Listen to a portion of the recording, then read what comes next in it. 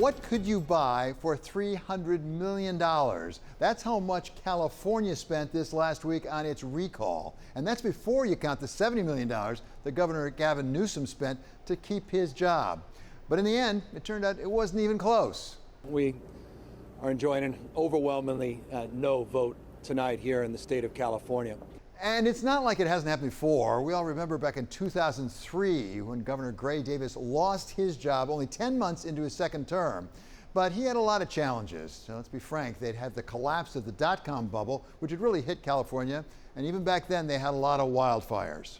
Everyone running for office in California is well aware that the people in California have the first and last word. And if you don't like that, well, don't run for office in California, run someplace else. And, oh yes, Gray Davis was up against a formidable opponent in the Terminator.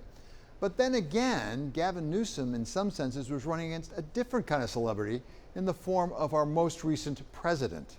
The leading Republican running for governor is the closest thing to a Trump clone that I've ever seen in your state. No, I really mean it.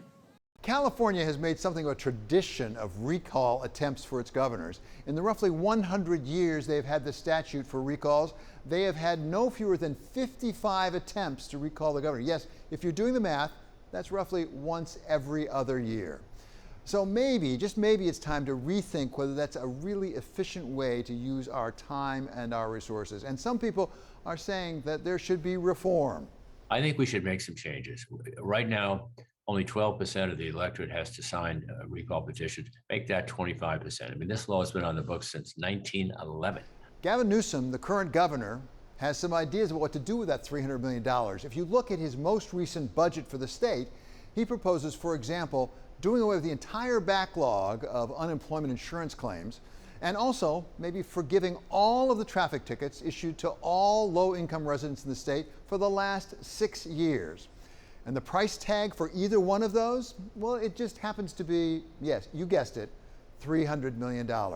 So you make the call.